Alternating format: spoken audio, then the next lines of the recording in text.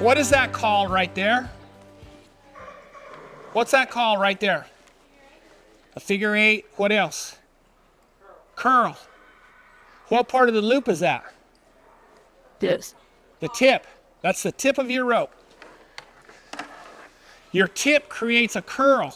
So if you spend a lot of time and try to master throwing a loop to when it goes on there that you can get the tip of your rope, you ought to be able to pull your slack straight up in the air, down by your side, down by your hip.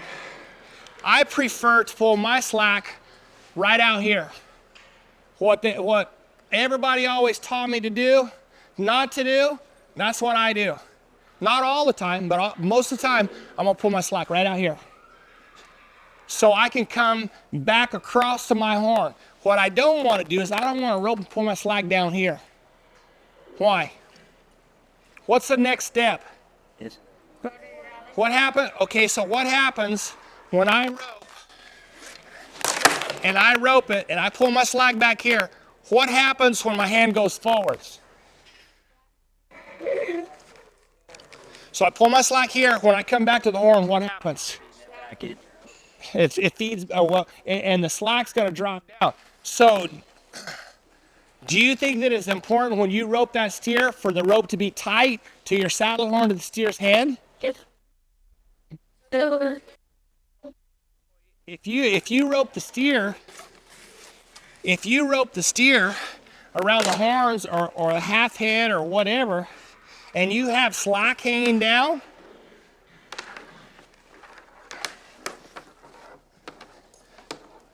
come on. So when you pull your slack back here and then you go to the horn, you never want to see that right there to handle a steer. Why? So when you turn out of here, the steer's going one way and you're going the other, you're going to get a crappy handle. So what you want to try to do is you want to try to get that rope tight here and come back to your horn here. That's the picture that you want to see before you turn out of there. You don't want to see that number. If anything, put a coil in your hand and get that rope tight if you see that rope hanging down. One that I'm real big on is leaving the loop there till you see him jumping in the loops. Because it's real easy for you to get the message, especially after you start roping pretty good. You'll start out of your swing, and right about as you start out of your swing, the message in your mind will tell you, I've got him. I've got this steer roped. But you don't have him roped yet. Your loop's still on its way. So you got to make yourself put it down, watch him jump in it. Otherwise, you'll get a little grabby with your slack, and that'll be your miss. And the message in your mind said you had him roped. And then all of a sudden, oh, I don't have him roped. What happened? Well, I didn't completely get to the ground. I didn't watch him jump in it. You just can't do shortcuts in that catching zone. Because once you start making those little shortcuts, it's gonna bite you. You're not gonna get him in the loop, and then you're gonna leave there kicking rocks wondering why it didn't happen for you. And it's just those little details of being diligent and disciplined to train yourself to do it right every time. And being fast is the setup. It's your header, getting a good start, hanging it on them, you being in a good spot. And, there's a spot to be in to be fast, and then there's a spot to be in to catch. And so you can't just be one-dimensional. You gotta have game where you can get to that outside and get out there and wham one on the first hop and have some finish. Use separation as part of your plan, but then you've got to use momentum and use your horse for catch whenever it calls for that. You want to generate power in your swing. You want to have a good, strong swing. You want to have some power. And one of the things that I believe is that everything that I do on the ground, that's what I'm going to be doing on my horse. I want to practice everything from horseback, what I do on the ground. And so some of you beginners, being able to tuck your rope under your arm, nod your head, walk to it, and get speed on it, hit your spot, and get the rope tight. And I know, I see a lot of you, you kids, a lot of you guys watch on TV, and what do you see? And that's what you got, which is understandable. At some point, you're going to get there. But I'm going to say there's probably not very many of you guys that are at the pro level yet. So I'd like to see you guys run up here. You're going to win more money running up here, catching everything, and giving a good handle. Okay, everything's going down into the ground. You got to lift your tip up. Okay, so it kind of looks like this. See how steep all that is? You just lift your tip up over him. Step up over him and see this is more level. Now I can just drop it in there. You just got to level your swing up.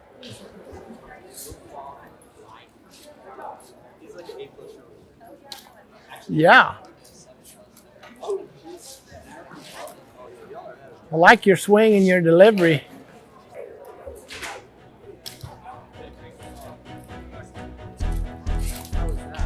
It was good. I just kind of set it up more like a run. You're gonna kind of turn into it. Kind of bring your swing up. You're coming down the arena.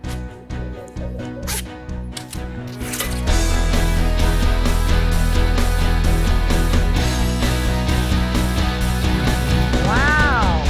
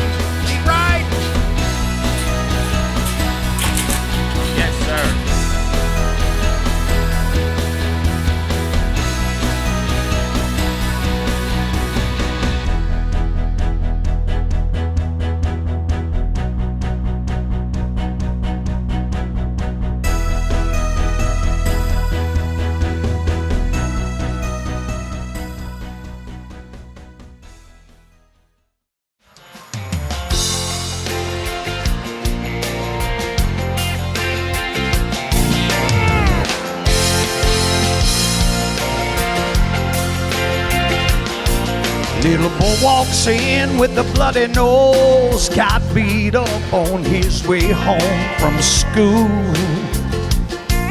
again. His dad caught him running out the back with tears in his eyes and a baseball bat.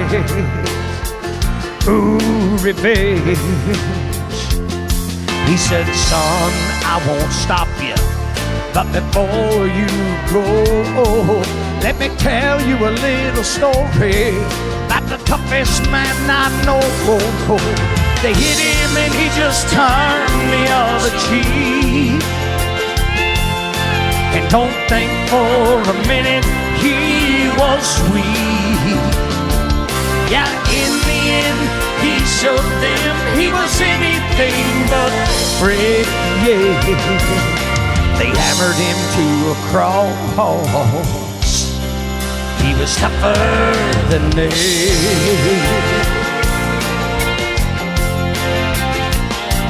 Well, he dropped that bat like it weighed a ton. The father put his arms around his son and said, just let it go.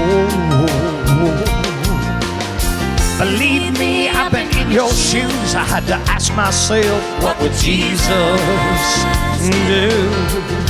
Here's what I know. Whenever I'm in doubt, I look up for what it says.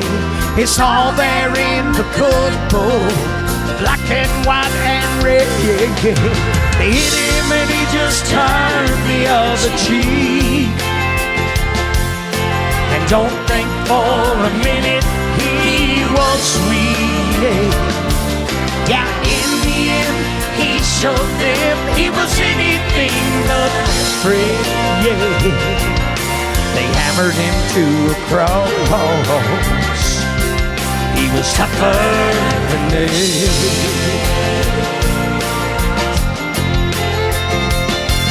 Yeah, in the end, he showed them he was anything but afraid. They hammered him to a cross. He was tougher than nails. Tougher than nails. Tougher than nails. One more time, put those hands together for Jesus if you would. Woo, come on, Jesus.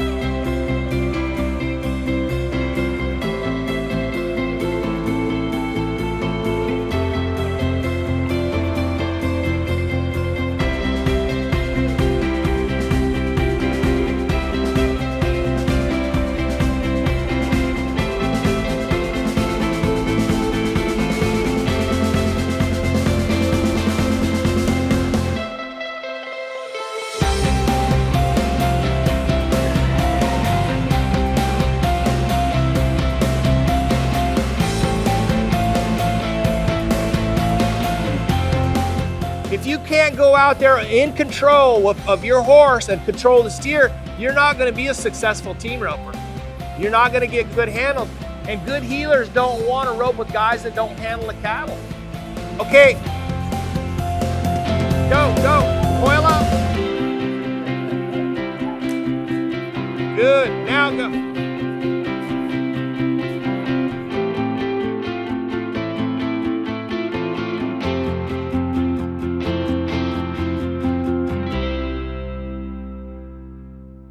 I love hearing what people think, because a lot of times this camp, people see it's a free camp and you're like, this is probably going to be suspect and, it's not going to be very nice. And I think that we do everything here that we possibly can for it to be the best of the best of the best, because we're doing it for the kingdom. So I would love to hear, tell me what your thoughts are about this camp. Well, I just want to say I came, this is my third year being here, and I came the first year thinking, boy, I'm going to get a Jake and Clay clinic, and I got super excited about the roping part, and boy, was I wrong. I came thinking this was a clinic about roping, and no, it's a clinic about Jesus Christ. I got a lot out of this clinic, and it really changed my life for the better. Outstanding. So you came for the roping, and God all of a sudden did something in you. Is that correct? Sure. Awesome. All right. So look, I've been watching you since you first started roping, and that bug hit. And I know you can rope all the time. You have an arena right there, and but the thing I've been most proud is that I know you're not perfect, Daniel. I know you're still a young man. But man, I have noticed that you're honestly trying to let Jesus do some amazing stuff. So why don't you tell me what God's been doing in your life? I'll just hold this here. I want to hear what God's doing in Daniel. I'm going to put you on the spot. Man, God's been really huge impact part of our lives. And, when I first come to his roping camp in 2023 for, I remember Corey Coons and Charlie Crawford, man, I thought it was just going to be all about roping, like he said. But, it's wrapped around Christ, and you don't just learn to rope, but you learn new skills, how to become a better human in general. Not everyone's perfect, but, God has made really huge impacts in everyone's life, and I think he is doing a great in me, and I hope that he does a lot more, and I see everyone with bright futures, and I really hope to see a lot. So, God has made a really huge impact, and I'm really hoping to meet him more than I could give him. So I really do. And thanks to you. Not me, but I'm just honored to be here. So let me ask you, because I'm gonna put you on the spot, and I don't want you to make something up. If there's nothing to say, I don't want you to say it, but I'm gonna ask you an honest question. Could you, while we're sitting here interviewing, what's one thing God has truly done in you, in your life, that you think after you started coming to these camps? And is there anything that you've noticed different? Is there something God's done in your life?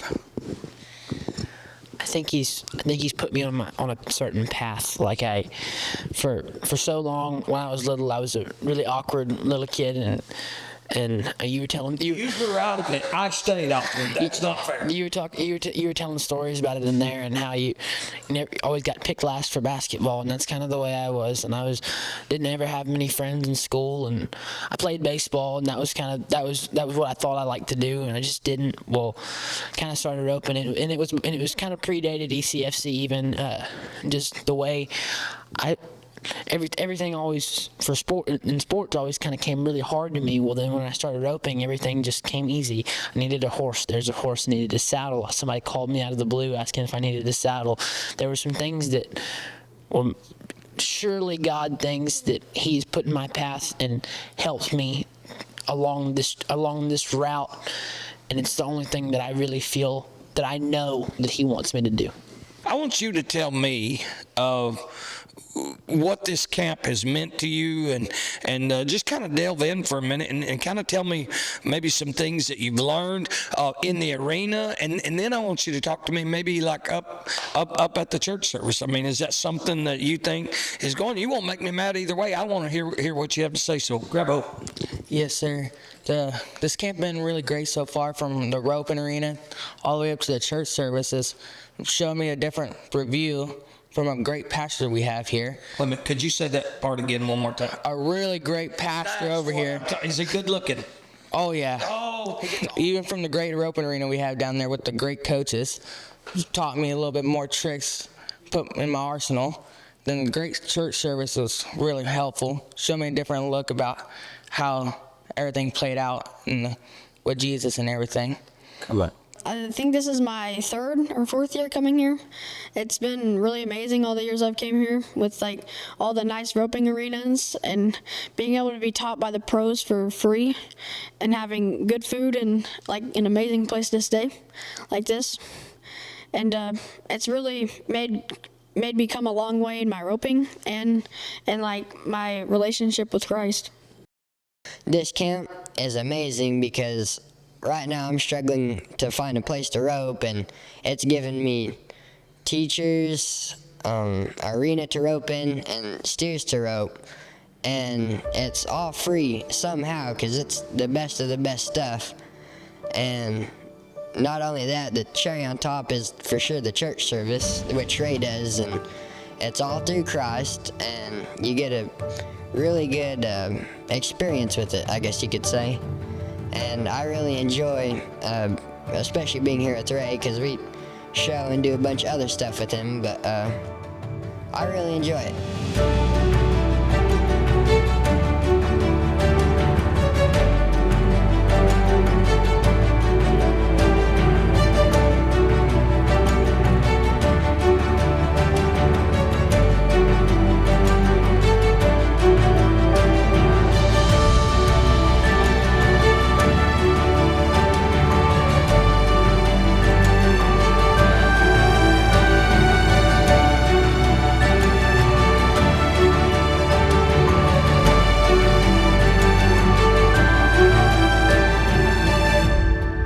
In a world that needs hope, hope is something quite different. And when Jesus come out of that tomb, we have hope. We have hope that said there's nothing so big, and there ain't a bear so bad that I will ever be defeated because I got hope.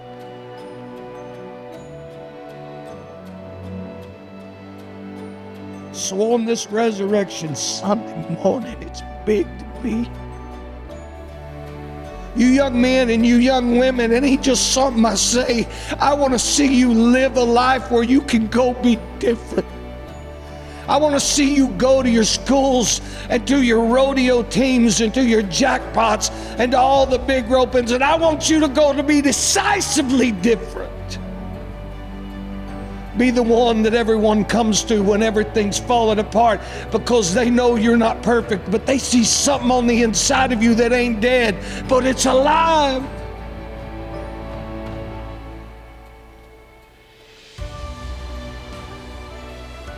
Can you imagine? It's the third day. And Jesus, now look, it's just the way I talk. I kind of see things a little different. Some of them boys thinking Jesus talked a lot of smack. He said they're going to destroy me, but in 3 days I'm going to rise again. And it's the third day, and they're thinking, ooh, he's still dead. I went down to the tomb the other day, and yesterday, on Saturday, he was still there. And Mary chose to get up this morning because she loved Jesus so very much. And she decided to make a trip and head down to the tomb. You know what she was going to do? She was just going to go to the grave, listen to me, and she was just going to go visit Jesus and talk to him. So many of us want to go to the tomb where Jesus was, and we want to live a Christian life of a Savior that's still dead. Son, daughter, listen to me. We don't go to a grave and talk to someone that's dead. He lives in us. He goes with us. When you go to sleep, He's there. When you wake up, He's there. When you're at school, He's there. When you're at your job, He's there. When you're on your phone, He's there. Because He ain't in no tomb no more. Because He's risen. Because He's risen, we make it. You know how many people never take the courage to make the circles in the boxes of life? They just say, I'm not good enough. I'm just going to keep swinging my hip out. But you didn't do that. Spiritually, don't do it, son. Go back and be different. I beg you to be different. Don't quit. If you can do it with a horse, surely you can do it with something that's way more important than a head horse. Surely there's, because I know y'all may not believe it, there's way more important things than a head horse. There's life. There's eternity. Don't give up. Keep moving. Keep moving. Keep moving. Keep moving until you hear the Father say, now set. Because He's alive. He ain't dead. So on this Easter Sunday morning, I'm going to ask once again.